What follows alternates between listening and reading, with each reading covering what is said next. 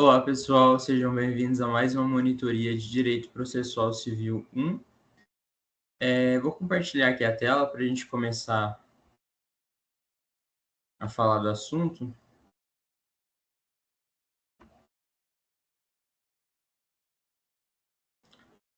E eu preparei para essa monitoria, eu percebi que a gente tinha que abarcar o tema da tutela. Embora a prova de vocês já tenha passado, espero que vocês tenham ido bem, que de algum modo a monitoria tenha ajudado. É bom a gente relembrar os caracteres da tutela, de urgência e evidência. Então, nessa monitoria, eu vou tentar tratar os principais tópicos da tutela e o material também eu vou mandar depois para vocês. E a tutela, tema importante, embora a prova já tenha passado, tutela é muito importante para o direito civil no geral. Então, para quem for fazer o OAB, vai ter que estudar a tutela na primeira fase, na segunda fase, e também até para a segunda prova do Chacon, e com certeza na integrada vai ter uma questão aí de tutela, sempre tem. É muito importante esse instituto para o processo civil. Eu vou compartilhar aqui o material que eu fiz no Word e vamos lá. Tutelas provisórias. O que são as tutelas provisórias? A gente tem uma primeira grande divisão, né? Então, a gente tem espalhado pelo CPC tutelas de caráter definitivo e a gente tem tutelas de caráter provisório. O que seriam as tutelas definitivas? Tutelas definitivas, tutela é toda a proteção, é todo o resguardo de direito feito pelo juiz, porque o juiz é ali quem ordena o processo. Seria uma tutela definitiva aquela que não pode ser alterada, por exemplo, uma decisão que protege algum direito e que não pode ser alterada. Por exemplo, uma tutela definitiva seria uma sentença, né, que o juiz prolata ao fim do processo, de modo a tutelar determinados direitos. Mas o objeto de estudo que importa para a gente nessa monitoria são as tutelas provisórias.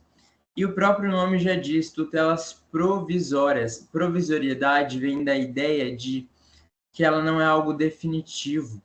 Se ela não é definitiva, ela pode vir a deixar de existir ou passar a existir. Ela tem um estado ali, ela tem uma alternância, ela pode estar presente, como ela pode acabar se tornando ausente. Essa é a ideia de provisoriedade, que ela pode ter fim a qualquer momento. E daí a gente vai estudar, em especial, as tutelas de urgência e evidência, que são importantes aí para o processo civil. Aqui eu destaco 3 principais pontos. Tutelas provisórias podem a qualquer momento serem revistas e revogadas. Podem ser concedidas em qualquer processo, seja ele de conhecimento ou de execução. Então, a gente vai lembrar que o CPC tem 2 grandes processos. O processo de conhecimento, ou processo cognitivo, em que o juiz vai conhecer do direito e dizer quem tem razão. E o processo de execução, que é o processo pelo qual o juiz vai satisfazer o direito reconhecido. Então, a tutela é cabível tanto no processo de conhecimento quanto no processo de execução. E as tutelas provisórias nunca implicarão a formação de um novo processo. Ou seja, o pedido de tutela ele vai correr junto com nos autos do pedido principal, ou seja, eu não vou começar um novo processo só para tratar daquela tutela que eu estou pedindo para o julgador. Não, aquele pedido de tutela vai ser analisado no mesmo processo principal que discute ali a lide, o direito pretendido pelo autor. Certo? Conceito. O que são as tutelas provisórias? Daí trago aqui um conceito doutrinário. As tutelas provisórias nada mais são do que medidas protetivas diferenciadas, prevista pelo legislador para afastar o perigo em decorrência da demora do processo, ou seja, as tutelas de caráter de urgência, ou para inverter o ônus da demora do processo. Essa seria a tutela de evidência. Então, vamos ver as principais características da tutela provisória. Primeiro, provisoriedade. A tutela pode a qualquer momento ser revista pelo juiz. Segunda característica, cognição sumária. O que é cognição sumária, né? A gente vai, é bem recorrente isso na doutrina, que o julgador, ele tem, a cognição é sinônimo de conhecimento. Então, quando ele fala em cognição sumária, é o grau de conhecimento, é o grau de certeza que o juiz tem sobre aquela matéria. O juiz pode ter uma cognição exauriente. O que é uma cognição exauriente? O juiz conhece a fundo a matéria e a decisão dele, então, está baseada numa cognição exauriente. Quando que o juiz conhece a fundo a matéria? Quando ele prolata uma sentença. Para o juiz prolatar uma sentença, ele teve que passar por um longo processo judicial de apresentação de pedidos, de produção de provas, para só então ele ter certeza da decisão dele, em cognição exauriente, prolatar uma sentença. Mas em sentido contrário, a tutela provisória é uma decisão do juiz em cognição sumária. Sumária vem de breve, vem de rápida. O juiz conhece pouco daquele conteúdo, pouco daquela matéria, mas ainda assim ele profere uma decisão. Por isso é uma cognição sumária. O juiz, em verdade, quando ele determina uma tutela, ele não tem grande conhecimento sobre aquela matéria, sobre todas as provas. Há ali indícios que convencem o juiz a deferir essa medida protetiva. Por isso, cognição sumária, porque o juiz não tem grande conhecimento sobre aquela causa. Porque se fosse uma cognição exauriente, a gente estaria diante de uma tutela definitiva, ou seja, uma sentença. Terceiro tópico, objetivo. Então, por que o legislador foi prever tutelas? O principal objetivo de prever tutelas pelo legislador é tornar mais efetivo o direito, ou seja, que todo mundo tenha uma célere e efetiva resposta do judiciário. As tutelas de urgência vão proteger direitos do autor e as tutelas de evidência vão conceder de imediato direitos para o autor. Então, tem casos de urgência em que eu não posso esperar o fim do processo para receber o meu direito, sob pena de que, ao final do processo, ele sequer exista. A decisão precisa ser proferida no começo daquele processo. Bom, então, nas tutelas provisórias, quais são as modalidades de tutela provisória quanto a seu efeito? Então, proferida uma tutela provisória, qual é o efeito que ela produz? E daí a gente tem duas grandes espécies de tutela provisória de urgência.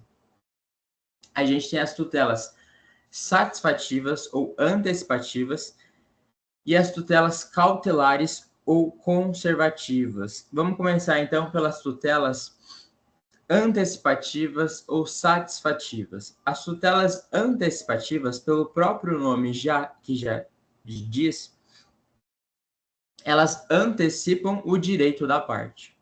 Exemplo, se eu entro com uma ação de obrigação de um plano de saúde a cumprir uma cirurgia de emergência, a tutela que eu quero, que o plano de saúde cumpra a cirurgia de urgência que eu preciso. Só que essa obrigação seria posta somente na sentença, ao final do processo, mas eu não posso esperar. Então eu peço uma tutela antecipativa, uma tutela satisfativa, para que o juiz logo no começo satisfaça o meu direito, que só seria me dado no final do processo. Então eu falo, juiz, me conceda esse direito de forma antecipada, satisfaça-o agora, no começo do processo, porque eu não posso esperar o final. Então, por isso satisfativa, por isso antecipativa, ela antecipa uma decisão e ela satisfaz ele agora. Depois, a gente tem as tutelas de caráter cautelar ou conservativa. As tutelas cautelares vão ser um conjunto de medidas que eu vou solicitar para o juiz para que ele proteja eventuais direitos, para que chegue ao final do processo e eu possa realizar o meu direito pretendido. A tutela cautelar vai ser um conjunto de ações acessórias, porque ela não visa o direito principal de imediato. Eu vou pedir ações para o juiz para que conserve o meu direito principal. Por exemplo, eu estou lá pedindo dano, reparação de danos, porque alguém bateu no meu carro. E daí, só que essa pessoa tem patrimônio, só que daí eu percebo que ela está dilapidando o patrimônio, ela está vendendo seus bens, ela está tirando dinheiro da conta para não me pagar. Então eu posso pedir uma tutela cautelar para que o juiz congele os bens desse devedor, para que ao final do processo, em que quando o juiz reconhecer o meu direito à reparação por dano material, seja viável a minha reparação. Por quê? Se o réu dilapidar seu patrimônio, quando chegar no final desse processo, embora o juiz reconheça o meu direito à reparação por dano material, ele não vai ser viável porque ele não vai ter, eu não vou ter como exigir do réu esse direito. Então a tutela cautelar vai conservar, perdão, vai proteger esse direito para que lá no final do processo eu ainda consiga exercê-lo. Então, vamos ver as espécies de tutela provisória. Então, a gente viu que as tutelas podem ter efeito antecipativo, ou seja, em que eu trago para o agora uma decisão que seria só me dada ao final do processo, eu tenho ela agora. Ou a gente pode ter tutelas de caráter cautelar, que vão ser medidas que vão ser tomadas pelo juiz mediante requerimento da parte para proteger o direito do autor. Tá, mas então a gente tem duas modalidades que a gente vai poder aí se utilizar dessas tutelas, satisfativa ou cautelar. A gente vai ter tutelas de urgência. O que são tutelas de urgência? Tutela em que eu tenho pressa. Tutela em que eu preciso da decisão agora. Porque se eu não posso esperar, porque se eu esperar, o direito não vai existir. As tutelas de urgência têm 3 grandes requisitos, né? Tem que haver, o primeiro deles, a probabilidade do direito pretendido, que a doutrina chama de fumus boniuris, fumaça do bom direito. Eu tenho que demonstrar minimamente para o juiz que aquele direito que eu pretendo, ele tem um mínimo de... ele parece verdade. Eu tenho que minimamente demonstrar para o juiz que aquele direito pretendido tem, sim, lastro, tem, sim, possibilidade, tem, sim, probabilidade de acontecer, tem, sim, ali semelhança com os fatos, por isso probabilidade do direito. Ou seja, eu tenho que demonstrar minimamente para o juiz e convencê-lo minimamente que aquele direito que eu estou pretendendo, que eu estou postulando, que eu estou pedindo, tem um mínimo de chance de acontecer. Isso é probabilidade do direito. O segundo requisito, perigo na demora ou risco ao resultado útil do processo, o que a doutrina chama de periculo in mora. A demora na decisão judicial representa verdadeiro risco ao resultado do processo. Se eu demorar, o resultado é inútil. No exemplo que eu dei do plano de saúde, se o juiz demorar para deferir a obrigação do plano cumprir a cirurgia, que é de urgência, essa decisão pode ser inútil, o autor pode ter morrido. E a decisão que o juiz prolatou só lá na sentença, conferindo para ele o direito de realizar a cirurgia, pode não surtir efeito nenhum, porque se ele estiver morto, de nada adiantou aquele processo. Então, é um perigo na demora, eu não posso esperar. E o terceiro requisito da de urgência, e daí, para não confundir, acho que eu vou falar depois na de urgência de caráter satisfativo, que depois a gente tem que falar da reversibilidade, mas eu vou deixar para depois. E na tutela de evidência, quais são os requisitos para eu pedir para o juiz a tutela de evidência? A tutela de evidência só tem um único requisito, verossemelhança, ou seja, fumus boniuris, a fumaça do bom direito, a probabilidade daquele direito. É só um único requisito. Porque a gente vai ver que na tutela de evidência o direito do autor é tão certo, o direito do autor é tão forte, que o juiz de pronto já pode conceder para ele. Mas são hipóteses restritas e taxativas. São somente 4 hipóteses previstas no CPC que admitem o Instituto da Tutela de Evidência, que mostram um caráter de exceção da tutela em casos muito específicos, em que o direito do autor é muito, muito claro e o juiz já vai conceder ele logo no início do processo. Bom, e quais são as características, então, das tutelas provisórias do processo civil? A primeira delas é provisoriedade, já falei muito delas. Elas podem a qualquer momento serem revistas. Importante destacar, são decisões interlocutórias, decisões que não põem fim ao processo e também não compreendem mero andamento processual. Porque a gente vai lembrar, um juiz tem 3 decisões segundo o CPC: despacho, decisão interlocutória e sentença. Despacho, todo ato processual que movimenta o processo, mas que não tem cunho decisório. Decisão interlocutória, toda decisão que não põe fim ao processo. E sentença é o ato processual que cessa a fase cognitiva, ou, em palavras mais simples, que vai pôr fim, pelo menos momentaneamente, àquele processo. As tutelas têm caráter de decisão interlocutória, uma decisão do juiz que decide algum ponto daquele processo, mas que não o extingue. Segundo ponto, liminarmente, podem as tutelas serem concedidas em caráter liminar. Liminar é toda decisão que ocorre em limine litis, no começo da lide. Ou seja, lembra que eu falei que geralmente aquela decisão seria dada só lá no final do processo? As tutelas podem ser deferidas em caráter liminar, ou seja, no começo, no início do processo da petição inicial ali protocolada, o juiz já pode conferi-la. E ela também pode ser concedida inaudita altera pars, ou seja, sem mesmo o juiz ouvir a parte contrária. O juiz sequer notifica antes a parte contrária sobre o pedido do autor da tutela. Ele simplesmente determina o cumprimento da sua decisão para outra parte, mas são em casos ainda mais específicos, em que o autor não pode esperar de jeito nenhum.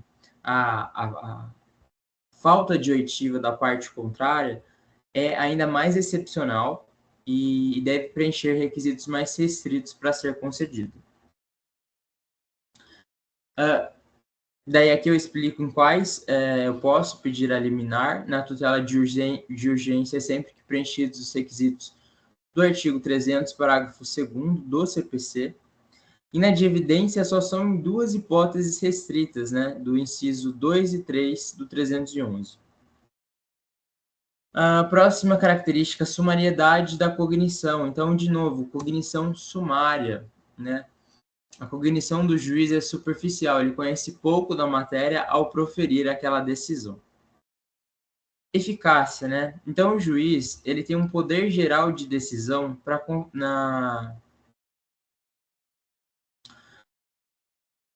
eventualmente poder mudar alguma tutela.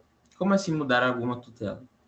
Eu posso pedir para o juiz, por exemplo, na tutela conservativa de urgência, para que ele fizesse o arresto dos bens. Mas, na verdade, ele entendia que o correto era o sequestro dos bens. Esse é o poder geral de decisão. O juiz, ao deferir uma tutela, ele pode mudar seus efeitos para garantir o melhor direito do autor. Ele tem um poder geral de decisão sobre aquela matéria para garantir que o autor seja satisfeito da melhor maneira possível, de modo a conceder uma tutela com um efeito um pouco diferente daquilo que o autor pediu. Então, por exemplo, ele pede lá para o juiz uma tutela de urgência de caráter conservativo, né? De caráter cautelar. Então, ele pede, juiz, sequestre os bens do réu. Por exemplo, o sequestro de bens consiste na retirada do bem da posse do réu e colocado em depósito. Mas o juiz entende que o certo é arresto, é só um bloqueio dos bens. Então, o próprio juiz pode mudar esses efeitos da tutela, ainda que o autor tenha pedido outro. Mas veja que continua sendo uma tutela de urgência de caráter cautelar. O juiz só mudou os efeitos ali, porque ele adaptou para aquilo que ele achava melhor. Isso é o poder geral de decisão conferido pelo juiz no 313 do CPC. Poder geral, então, de conceder tutelas provisórias, a gente trata aí da fungibilidade, está lá 297 CPC e 301 do CPC. Tipos em processos em que cabe tutela. Cabe tutela, como já havia dito, em qualquer processo, seja ele de conhecimento, processo cognitivo, ou processo de execução. Daí aqui eu falo das hipóteses de sentença e tudo mais, vale a leitura. E a competência para a gente pedir a tutela, ou seja, o juízo que tem autoridade para conhecer daquela ação, é o mesmo daquele que tem a competência para analisar o pedido principal, a demanda principal. Então, eu vou ajuizar a tutela no mesmo juízo que tem a competência para conhecer da demanda principal. Trata aqui de uma visão do Marcos Vinícius para tutelas concedidas por juiz incompetente. Ele fala que elas são válidas e devem ser confirmadas posteriormente pelo juízo competente. E agora vamos lá. A parte que eu queria chegar e a parte mais importante da matéria, até se não dá tempo, eu vou tentar esmiuçar essa parte e, eventualmente, se não der para eu tratar sobre tudo, depois vocês dêem uma lida e pode mandar mensagem tirando dúvida. Deixa eu só ver se está tudo certo aqui. Vamos continuar. Das tutelas de urgência. Então, como a gente havia visto, a gente tem as tutelas de urgência e evidência. Então, vamos analisar as tutelas de urgência. As tutelas de urgência são quando há um perigo que pode comprometer o direito do autor. Então, por isso, eu vou pedir para o juízo a constituição de medidas protetivas. E essas medidas protetivas podem ser de natureza antecipativa ou cautelar. Tá. Quais são os requisitos gerais para eu pedir uma tutela? Tem que ter requerimento da parte. O juízo não vai agir de ofício. O juízo, ele tem que ser provocado. Para ele conceder uma tutela, tem que ter pedido da parte. Segundo requisito para a gente ter uma tutela de caráter antecipativo: a fumaça do bom direito. Então, de novo, o direito pelo autor deve ter verossimilhança, ele tem que ter aparência de verdade. Eu tenho que minimamente demonstrar para o juiz que aquele meu direito, que aquela minha demanda tem razão, tem fundamento, sim, mesmo que minimamente o juiz tem que ter um mínimo de convencimento sobre a possibilidade daquele direito que eu estou pleiteando em juízo. Terceiro ponto, perigo na demora. Então, se eu demorar para conceder esse direito para o autor, pode ser que esse direito seja inviável, que ele seja inócuo, que ele não produza efeito algum. Então, a urgência na demanda, a demora representa verdadeiro risco ao processo ter uma utilidade, porque ninguém abre um processo por abrir. Eu viso uma utilidade, eu viso um direito a ser efetivado. E a demora para efetivar esse direito representa a verdadeira inutilização desse direito. E aqui o requisito da reversibilidade nas tutelas de urgência satisfativas. Eu tenho que demonstrar para o juiz que aquela decisão que ele está deferindo pode ser revertida. Por exemplo, se eu peço a concessão de uma cirurgia num plano de saúde, eu posso reverter a cirurgia?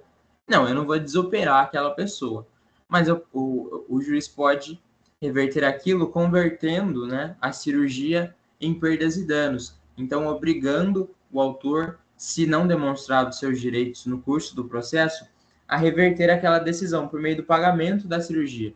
Então, no exemplo da cirurgia, a reversibilidade se demonstra na conversão da cirurgia em perdas e danos que o autor deve pagar para o réu, se ficar demonstrado que a pretensão do autor não tinha razão. Por isso a importância da reversibilidade é a possibilidade de reverter aquela decisão, de voltar ao estado inicial. No exemplo da cirurgia, eu não vou desfazer a cirurgia, eu converto em perdas e danos e devolvo o dinheiro para o hospital, no exemplo que eu havia citado. Importante, proporcionalidade, o código deixa isso, né? Ao pedir uma tutela, o juiz pode pedir aí uma garantia. Então ele pode falar, olha, autor, eu vou conceder essa tutela, mas você deve me garantir. Garantir que a gente estuda em direito civil mesmo. Pode ser a fiança ou o penhor ou hipoteca de um bem, que a gente fala em caução real ou fidejussória. O que seria caução real ou fidejussória? Caução seria a garantia real. Real de res, de coisa. Quando, por exemplo, eu garanto o juízo com o imóvel, eu falo juízo, a minha casa vai garantir essa cirurgia, por exemplo. Se comprovado que eu não tinha razão, o valor da minha casa vai cobrir a minha pretensão. Fidejussória são as garantias pessoais. Quando eu indico um fiador, então eu falo, eu indico para o juiz alguém e se ficar comprovado que eu não tinha direito, o juiz vai poder executar os bens daquele alguém que eu indiquei no processo. Essa é a ideia de proporcionalidade da tutela. Responsabilidade objetiva. Os danos que eventualmente a tutela causar são de responsabilidade objetiva, ou seja, não tenho que comprovar culpa da parte para exigir a reparação. E daí a gente tem as tutelas de urgência cautelares típicas e atípicas. As tutelas de urgência, então a gente vai lembrar que são um conjunto de medidas tomadas para que seja garantido o direito principal. Por exemplo, congelamento de bens. A gente tem no CPC 3 modalidades que o legislador previu expressamente. Mas, pelo poder geral de cautela do juiz, o juiz pode adotar qualquer outra medida diferente dessas 3 previstas no Código para garantir o melhor direito do autor. Então, trata-se de um rol exemplificativo e eu acho que vale a pena a gente entender de forma breve o que significa cada um. O que é arresto dos bens? O arresto é quando o autor, que é credor de uma dívida, ele pode pedir para que o juiz bloqueie os bens do réu, do devedor, para que quando ele chegar no fim, ele possa executar aqueles bens. Bloquear aqueles bens é impedir que ele os venda, que o réu venda aqueles seus bens, para que quando chegar no fim do processo, o autor, se demonstrado o seu direito, satisfaça-se a dívida nos bens do réu, tá bom? Sequestro é um caso específico. Nas obrigações de dar coisa certa, ou seja, tinha que dar um carro X, uma caminhonete X para o réu tinha que dar para o autor e ele não faz, eu posso pedir o sequestro, que nada mais é do que o juiz determinar que aquela caminhonete que o réu tem que dar para o autor, o juiz tire ela da posse do réu e coloque para um depositário, para que só quando chegar ao final do processo seja resolvido de quem é a caminhonete. E, por fim, há o arrolamento de bens, que é a hipótese de descrição, detalhamento dos bens. Por exemplo, se eu vou pedir ali, sabe na ação de petição de herança que a gente estuda em direito das sucessões? O que é a ação de petição de herança? É a ação que o herdeiro que ficou de fora da sucessão, da divisão da herança, ajuiza para que ele obtenha bens do falecido. Mas, se ele nem sabe os bens do falecido, como que ele vai pedir, como que ele vai falar para o juiz os bens que ele tem direito, eventualmente? Ele pode pedir o arrolamento. Então, o juiz vai determinar que o réu especifique, detalhe, liste os bens que fazem parte daquele espólio. Então, isso que é arrolamento. É a listagem dos bens que fazem parte da discussão daquele processo judicial, para eu ter ciência dos bens que fazem parte daquela lide. Então, essas são as regras gerais da tutela de urgência, né? Então, a tutela de urgência pode ser em caráter antecipativo ou cautelar. Aqui, os requisitos de cada uma, né? Na verdade, são praticamente os mesmos requisitos. Lembra que na tutela antecipativa, além da fumaça do bom direito e do perigo da demora, a gente tem que ter um terceiro requisito, que é a reversibilidade da decisão. Por fim, para acabar logo essa aula e não ficar muito extenso, muito maçante, eu vou falar das tutelas de evidência. O que são as tutelas de evidência? Em regra, num processo judicial, cabe ao autor suportar o ônus. O ônus nada mais é um encargo. da demora do processo. Então, se eu entro no processo, ele vai demorar e o problema é meu. Mas, excepcionalmente, em hipóteses previstas no CPC, a tutela de evidência vai inverter o ônus da espera da demora. Ela vai antecipar o direito do autor. Nessa antecipação dos direitos do autor, então nada mais é do que eu tirar o direito que está com o réu e concedê-lo de imediato para o autor. Então o autor não tem que esperar, não tem mais o ônus de esperar o final do processo.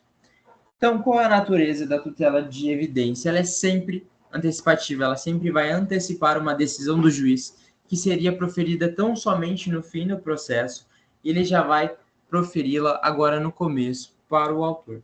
A cognição ainda é sumária, então ela ainda é provisória, ela pode ser revogada. Vamos lá, requisitos. Quais são os requisitos para a concessão de uma tutela de evidência? Primeiro deles, requerimento. A parte tem que pedir. Juiz não vai conceder tutela de ofício. Juiz não concede tutela de ofício. Tem que ter requerimento, tem que ter pedido de alguma das partes. Taxatividade. As hipóteses de probabilidade do direito estão taxativamente presentes no artigo 311. Se enquadrou em alguma dessas hipóteses, beleza, o direito é seu. Não se enquadrou, não tem tutela de evidência. Caráter taxativo do rol do artigo 311. E elas não são cumulativas, ou eu preencho uma, ou não importa se eu preencho duas ou três, geralmente não vai ter hipótese de cumulação. Primeira delas, abuso do direito de defesa ou manifesto propósito protelatório da parte. O réu ele é citado e ele vai ser sancionado com a concessão da tutela de evidência em virtude de atitudes protelatórias. Protelatória que eu quero enrolar. Eu quero enrolar o processo, eu quero que ele demore. Eu não tenho, nitidamente eu não tenho direito nenhum, nitidamente eu não estou defendendo nada plausível. Eu só falo abobrinha no processo para que ele prolongue, para que ele demore, para que o autor demore para ter seu direito. Por exemplo, o réu apresenta uma defesa inconsistente para ganhar tempo. Então o juiz pode ali inverter o ônus e conceder a tutela de evidência para o autor. Segunda hipótese, e que é a mais importante, é que haja uma alegação de fato comprovada documentalmente e a alegação de direito seja decidida jurisprudencialmente. Qual que é essa hipótese? O direito do autor, ele não precisa de produção de provas. Ele está comprovado logo no início do processo por meio de documentos. Então, não tem que ter uma fase instrutória, uma fase de produção de provas. O direito do autor já está certo no documento que ele juntou com a inicial. Segundo requisito, o direito do autor ele está lastreado em decisões dos tribunais superiores, ou seja, tem uma decisão de repetitivos do STJ ou do STF que reconhece aquela pretensão do autor, de modo então que o direito dele já está aprovado documentalmente e a pretensão dele já está decidida pelos tribunais superiores, o juiz pode de pronto conceder a tutela de evidência e antecipar os efeitos daquela decisão para o autor logo no começo do processo, no começo da lide. Terceira hipótese, pedido repersecutório, uma hipótese muito específica, né? A aplicação é exclusiva para uma ação de depósito. A ação de depósito é aquela que visa a recuperação de um bem dado para que uma pessoa o guardasse. Então, eu dei um bem para um depositário e ele não me devolveu aquele bem. Então, eu uso da ação de depósito. Devo cumprir dois requisitos.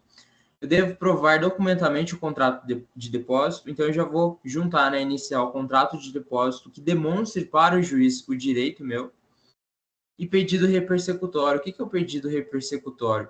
É o pedido que visa que o bem que estava com o depositante seja devolvido para o autor sob pena de multa. Então, o autor entra com uma ação pedindo para o juiz a restituição de um bem que ele deixou em depósito com o réu e ele demonstra esse direito documentalmente por meio de um contrato. E a quarta hipótese, que hajam provas suficientes do direito do autor e o réu não apresentar defesa razoável. traz a ideia também de defesa protelatória. O direito do autor é muito certo e a defesa do réu é uma merda. É uma defesa irrazoável que não demonstra um mínimo de coesão. Então o juiz já pode conceder uma tutela de evidência. Ainda assim, ela tem caráter de reversibilidade, ela pode a qualquer momento ser revogada pelo magistrado. Quando que o magistrado vai revogar uma tutela? Revoga-se a tutela quando ele percebe que aqueles requisitos que ele achou que haviam sido preenchidos não se fazem mais presentes. Então, numa tutela de urgência, por exemplo, não há mais perigo na demora, ou o direito do autor não se mostrou, não se concretizou, ele não conseguiu demonstrar que ele sim havia direito naquela pretensão, o juiz pode revogar aquela tutela a qualquer momento. Aqui no material segue tratando no momento em que eu posso pedir a tutela. Eu vou passar mais batido porque já está passando o tempo que a gente tinha para tratar disso. A gente pode ter tutelas em caráter incidentais. O que é uma tutela de caráter incidental? É que eu faço o pedido da tutela na própria petição. Na própria inicial, o autor pede a tutela. Ou então, no curso do processo, ele peticiona no curso do processo a concessão daquela tutela. Isso que é incidental. O que o autor faz quando ele protocoliza a petição inicial, ou seja, no corpo da própria petição inicial, ou no curso do processo ali, apresentando uma petição intermediária, ou seja, um documento, né, no meio do processo, pedindo a tutela. Isso é incidental. Ou elas podem ser em caráter antecedente. O caráter antecedente é a mais peculiar. Eu vou ajuizar uma ação que vai tratar tão somente da tutela, do pedido de tutela, para que depois, com que conferida a tutela, eu apresente a demanda principal, o pedido principal. Mas veja que não vai ter a formação de um processo novo, porque, lembra, tutela nunca forma um processo novo. Se eu comecei um processo com tutela, depois o processo principal vai ser aqui juntado aquele pedido de tutela. Ideia que eu explico detalhadamente o procedimento previsto no CPC, vale a leitura. Também depois dei uma lida no próprio CPC, ele detalha de forma bem clara o procedimento de tutela antecipada. Como ele não é muito importante, como eu já passei um bastante tempo aqui, eu vou dar essa pulada para não ficar cansativo. Se alguém tiver alguma dúvida de processo civil, pode me mandar mensagem no WhatsApp, no grupo da monitoria, no meu Instagram. Eu estou sempre à disposição. Se precisar de alguma coisa para processo civil em especial, podem contar comigo, mas também para qualquer outra matéria. Estou no 5º ano, então eu já tive, né, a grande parte dos conteúdos da faculdade. Espero que vocês tenham gostado. Excelente aí descanso, bom final de semana e até a próxima monitoria. Valeu!